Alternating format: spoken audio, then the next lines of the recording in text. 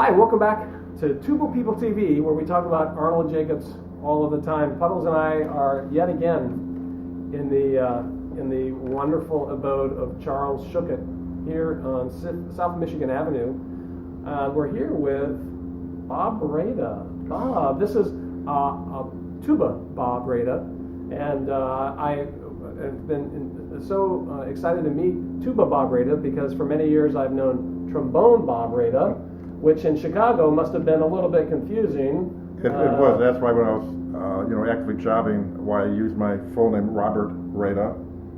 And then there was also Robert Balkins at the time, so I couldn't grow a beard because Bob had the corner on the market for tuba players with beards. Right. That's right. So great to. It's a pleasure to be here have with you and Puddles. here. Yeah. So I was had been aware of Bob Rada, the tuba player, for several years, a long time, but recently encountered your name on a personnel list for the Prairie Brass Band. Right. And was able to get your contact info and arranged to have you come down. Thank Oh, you so much for coming down. You found me. I did find you. It's yeah. a pleasure to be here. So, living in Chicago, you obviously somehow found your way to Mr. Jacobs' doorstep. I'm wondering what you remember about that. Oh, it's an interesting story. I was this snot-nosed little high school kid. Thought it was hot stuff. I mean, I was first tuba player in the concert band at Riverside Brookfield High School. I mean, I even played with the concert band when I was in 8th grade. Mm-hmm. I mean, I thought I was all that. Very dear friend of mine, Rudy Vertsky, who oboist, eventually played Marlboro, principal with National Symphony. Studied with someone called, at the time, someone called Ray Still. Yeah. And I thought, dang, wouldn't it be cool if I studied with the symphony guy? I didn't know who Arnold Jacobs was. I didn't even know his name. I just knew, hey, I got to study with the symphony guy. Yeah. And I was able to get a lesson. And so I show up at his good 8839 South Normal, and I show up with two big, huge wooden cases. Because I had, at the time, I had a 3-valve, that tells you something, B-flat, Reynolds recording bass, one big wooden thing for the bell, one big wooden thing for the body. For the body, right? Yeah. And I come walking in, the first words out of Jake are, don't bring your horn next time, because literally the cases took up his whole living room. Yeah. And that's how I started with them. And it was just, that first lesson was just such a total epiphany. Because it's like, oh my gosh, geez, this is, just a whole new world opened up for me. And this was before you. Perhaps this was a little bit before Arnold Jacobs was Arnold Jacobs. Although I think he was probably. He was starting to be Arnold Jacobs. He already was into his, respiration lectures. Yeah, this was about what, 60. It would have been 67. 67. Yeah, junior year in high school. Yeah. So you went to the basement and what happened? And it's I sounded like crap. Geez, I had no clue. He was very patient, and we talked about, first thing he did was, got me to breathe.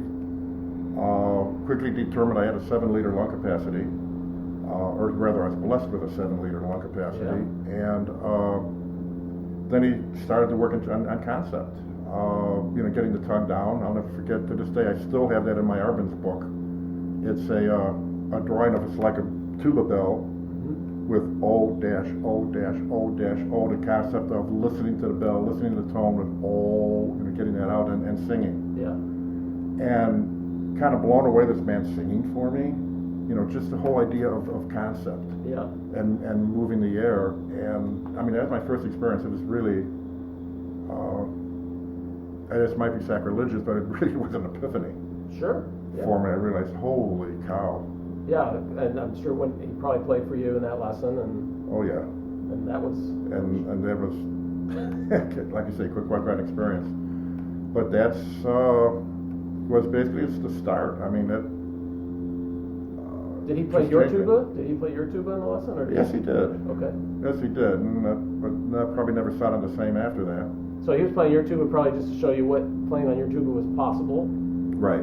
Yeah. Right, and the whole idea of concept. Here's what you should sound like. Yeah. And he was always big on the idea of, you know, because, you know, he had that, if I remember right, over in this side, he had a curtain, and pretend there's, or curtain somewhere, I forget where it was, pretend there's a man behind that curtain with a $100,000 contract. The idea of whenever you play, you would be performing. Right. And, you know, just always be on, never just kind of toot a couple things. No, you're playing, you're performing. So, whenever you're playing the instrument, do it at as high a level as you can. Absolutely. I see. So, Absolutely.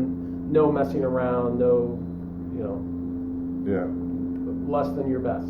Every note should be a jewel. Every note should be a jewel. Yeah, and I remember, it seemed like, I first heard this in my own lessons with him, and then I've heard this several times, and just kind of, it goes into the category, the brain works on percentages, and you want to make sure that you put in a lot of repetitions of excellence. Absolutely. Once you, that's another thing I'll never forget, and that I use in my teachings, individual teachings and just line teachings,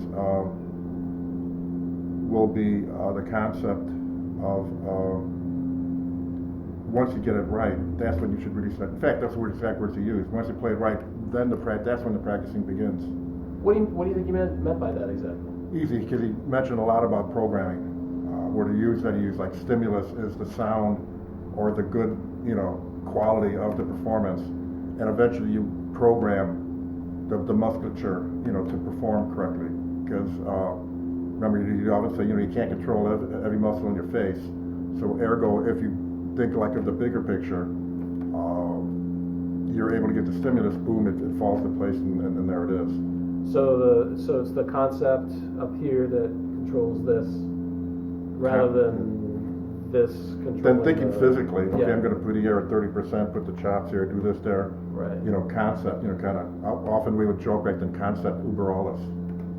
Right. You know, which, and I mean, to this day, and I swear it really helps, because when you're ill, or when you're sick, or you have a cold, since you're not thinking physically, you know, you have a tendency when you're down, you start to think physically, and then it becomes a train wreck. With concept, you can kind of get over. So when you're saying when you're, let's say, if you have to go perform, but you're feeling ill, then you just don't have the really the energy to focus on all this other stuff. Right. You just have to play. Yeah, and it gets to be like a dog chasing its tail. You're thinking, okay, now I need to compensate physically for that, and compensate here, and pretty soon you're thinking so physically, you're not a musician. Right. With it. I mean, I remember once I was on tour with who was the Chicago Brass Ensemble. I had a horrific cold the entire time, but I credit being able to. In fact, the lower brass instructor there was North Dakota State, somewhere up there. You know, asked me to talk about it, and the thing was just, you know, just play. I mean, yeah. when you're ill, I mean, yeah, I'd shoot up a little bit of some nasal spray, clear up the congestion a little bit, but I credit thinking I don't know holistically if that's the right word or not, but conceptually that's probably a better word, with, you know, being able to get through a concert performance. You credit that to Mr. Jacobs. Absolutely. The concept. Absolutely, and just like you say, concept overall is that sound, you know, that, especially at that time, you know, when I went to DePaul and CSO was around the corner, and just, you know, worshiping that brass sound that they had, that magnificence. Right. In there, you know, extremely fortunate to be around during that period when, you know, as we used to say, Bud and the boys were in their prime. Indeed, they were.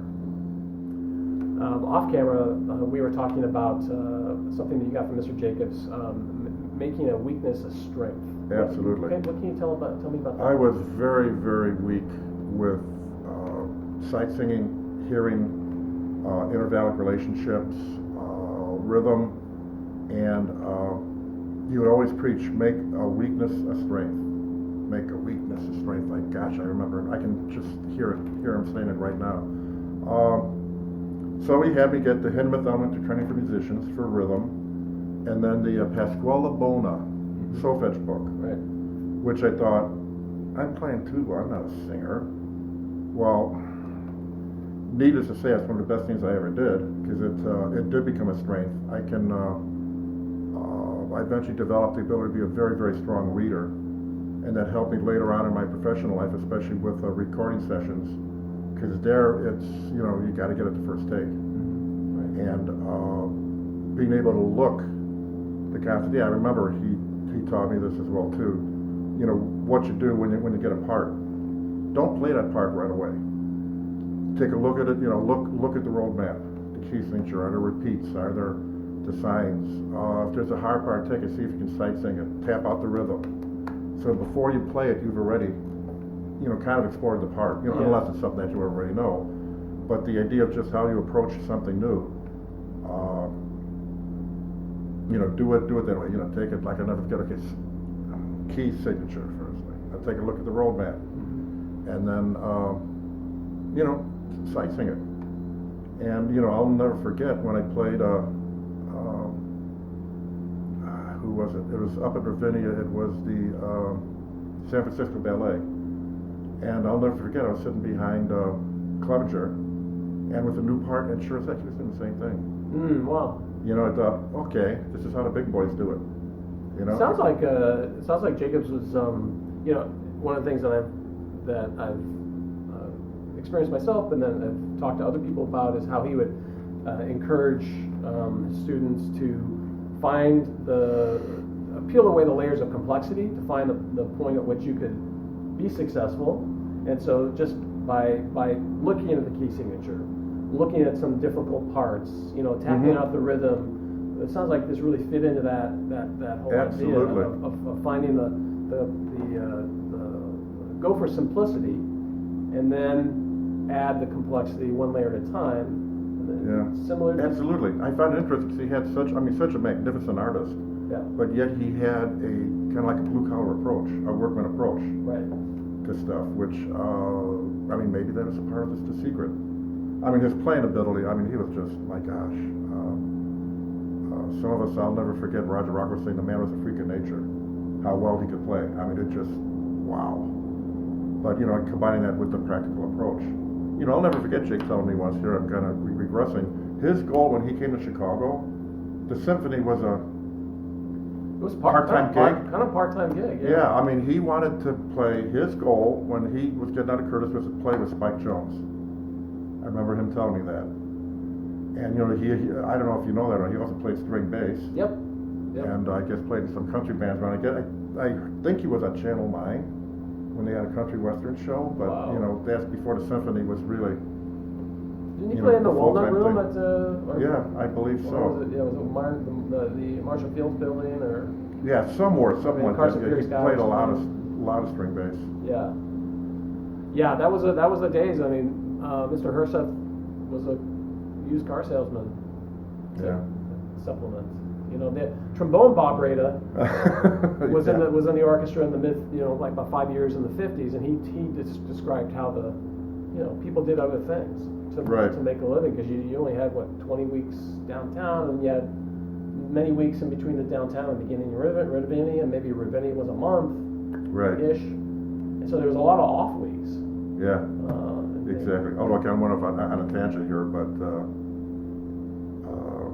yeah, I mean, he's very big in that, and I still will say that to students nowadays, you have to make a weakness a strength. Yeah. Work on it that hard, and it's interesting working on it from away. Cause, wait a minute, I want to play tuba. Why do I need to learn this away from the instrument? And that's part of that approach that we had talked about. Breaking this into the simplest common denominator.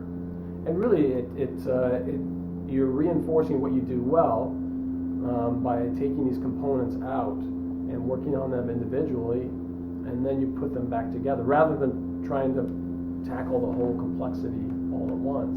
Right. That could be confusing or not very successful. And so if you just keep doing that over and over again, you're just reinforcing not doing that very well. Right.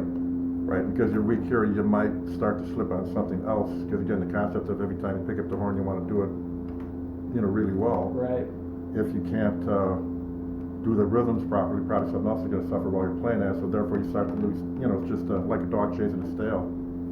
Did he have you sing or play your mouthpiece, or? Oh, absolutely, absolutely. Strongly encourage that. I think maybe even more because that was a weak side, perhaps. But I mean, to this day, I still all my cars have a mouthpiece in it. Yeah.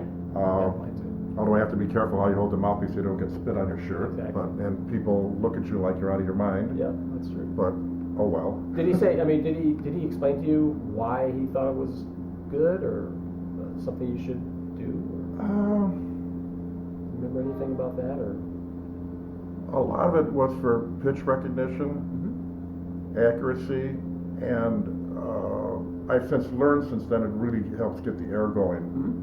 And you really can't tell when you have a good sound or bad sound on the mouthpiece. Yeah. I think it's a wonderful tool because it removes the horn from the equation. Again, breaking it down to its simplest. Because, you know, if you can't play it on the mouthpiece, no horn's going to do it for you. Yeah, that's right. In a recent interview with Manny Laureano, who's principal trumpeter in the Minnesota Orchestra, he said that Jacobs was the first person to really teach him that the mouthpiece is the instrument. Yeah. And past the mouthpiece is just acoustics. Right, it's a resonator. Yeah, it's a resonator. And so, yeah, I think pitch recognition and certainly recognizing the wind and also just recognizing that the sound or the tone on the mouthpiece and realizing the relationship between what it sounds like on the mouthpiece and then when you put the mouthpiece in the instrument, the resonator, Yeah. then you can start to develop this one-to-one relationship where you develop a great sound on the mouthpiece, that's going to... Right. And also I found it's easy to loosen up on a mouthpiece. First thing in the morning, I'll buzz on a mouthpiece first, or a mouthpiece, or just a rim. And I just find that it gets going, and then a couple of breathings. I still use a breathing bag. Just get your air going. Yeah, back then the big thing was, find a toilet paper roll and get the big long Wonder Bread thing, tape it up to it, and there was your breathing bag. Yeah, make sure the crumbs are out. Yeah, exactly. The crumbs out, yeah.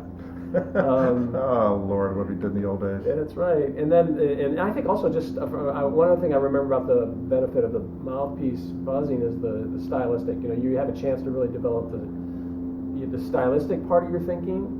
The artistry, without the encumbrance of valves or slide positions, this type of thing. Right, and I remember when he played a mouthpiece, he'd be expressive with one of his hands. So I picked that as well too, like almost he was a conductor and doing. Yeah. And I kind of still do that. My wife looks at me like a. My wife never really liked the mouthpiece buzzing that much. She put up with it, but. Exactly. Yeah. Exactly. Do you have to do that right now? Yeah, really. That's great. Bob, you mentioned that you started studying with Jacobs in '67. How long did that go? Till '75. Okay. And then I remember you telling me in our email correspondence that you went and had lessons with Mr. Fletcher, John Fletcher. Right, John. May he rest in peace. Wonderful man. Yeah. Great artist. In '69. There's Chicago, good Lord, Florida International Music Festival where the London Symphony would come in for a month. Okay. And play concerts, and Deland University, which is near there, had what they call the Festival Orchestra, which was kind of like a Tanglewood, student orchestra, but it really wasn't students; it was all young professionals. Yeah. And we would interface a lot with the LSO and their musicians. We have sectionals with them, lessons with them, and that's where I got to know John. Okay. And it just really what did you learn from him? There's a whole different concept than dramatic. I mean, dramatic, yeah. Dark, Chicago, the Chicago Symphony being a primarily Germanic. Yeah. And the English brass band tradition. And in fact, what was very cool there was Dennis Wick, who of course principal trombonist there, organized the two brass sections into a brass band with him conducting, which that was just phenomenal. And what I learned from John, also John had a very workman type attitude, blue collar, approach towards them. It was interesting because at that time he was relatively new to the LSO.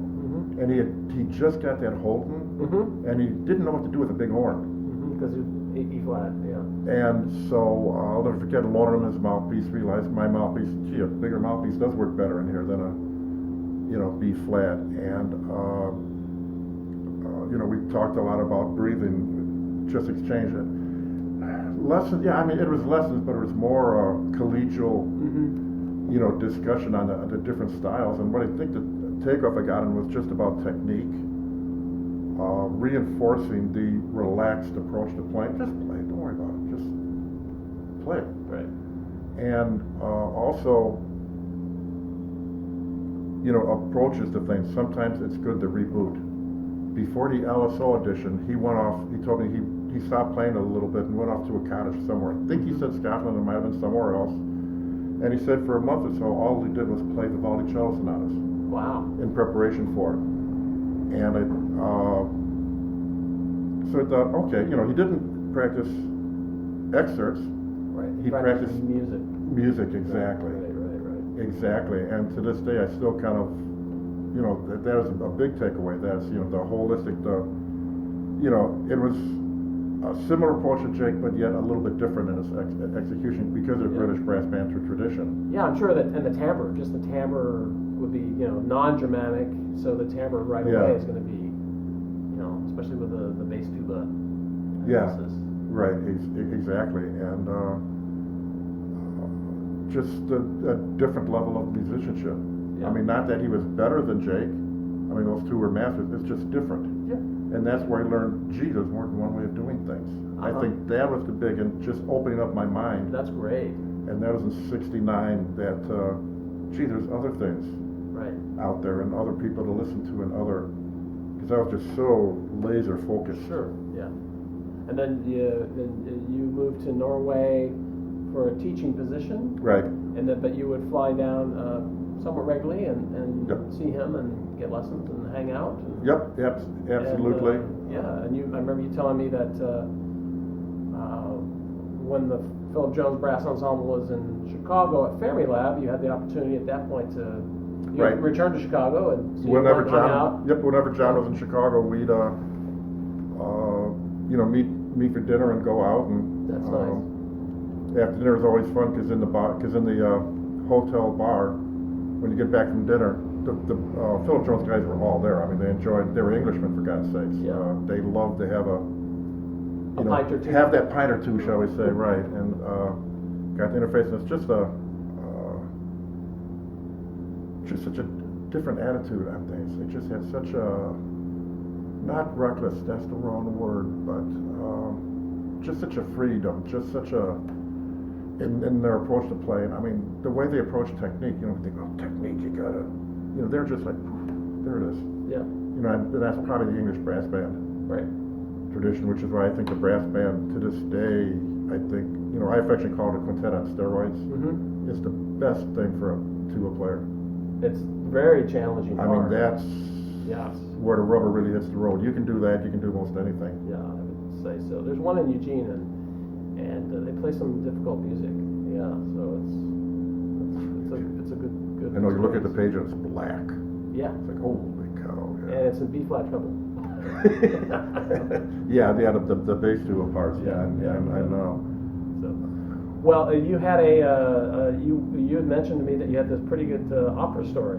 Maybe in the couple minutes we have left. Sure. One thing I did, I was playing backstage at Lyric a lot. Various operas have on stage. But one of the neatest stories is Meistersinger. In the second act, there's a night watchman's horn. And traditionally, it's played on a bass trombone, but this conductor wanted it on tuba. It was a high eighth G sharp, came out of nowhere. Whenever the night watchman would pick up his horn, boom, he played that. Okay, so months before I was preparing, because it was tonality wise, there's nowhere you could pick up this. You could pick it up. So I would literally, my wife still jokes about this to this day. All of a sudden, during a TV commercial, go running down to the studio, play a high, and then go off, do something else, and just to get that into the air. Yeah. But in actual performance, because I was a soloist, and each time I played it, I moved because they wanted it. Oh. So I got extra for that. Uh-huh. Okay, so there's Bob Balkins has to sit with that 4-hour opera in the pit. Yeah. I'm sitting at home eating dinner, listening to the overture, get on a train, come downtown, play this, go home, have a pizza, go to bed, and I'm listening to the end in bed. And poor Bob, and I was making about double what Bob was making. It's like, That's where good. is this? I thought, gee, great work if you can get it. If you could only have Meister Singer for every week. Absolutely. And then when it was broadcast, oh my goodness. Get more income. That's Yeah, great. but I remember Bob and I really laughing about that. Yeah. That Sure. it's not fair, and especially listening to it at home eating dinner and laying in bed listening to the end of it. Yeah, that's pretty good. That is a good story. So it's Well, it thanks is fun. thanks so much for. Oh, it's my pleasure. It's very enjoyable. For sharing that story and with Mr. Fletcher and also with Mr. Jacobs. That's great. And for spending the time on the train to get down here and then to get back home. I can't pay you doubling, but what I can do is I can give you this genuine TubaPeopleTV water bottle or whatever else. And are those available on the internet? They I are. mean, you could sell these, maybe make some money. I could sell these, but these are for esteemed guests. Ah, okay. Yes. Well, maybe They're change collector's the items. Okay. I mean, you could change we could talk about toilet paper, I suppose. Sure. Bring it to a whole new level. Toilet paper TV. Yeah. Exactly. Thanks a lot. Okay, thank you so very much. Yeah. Okay, take care. And now back to you.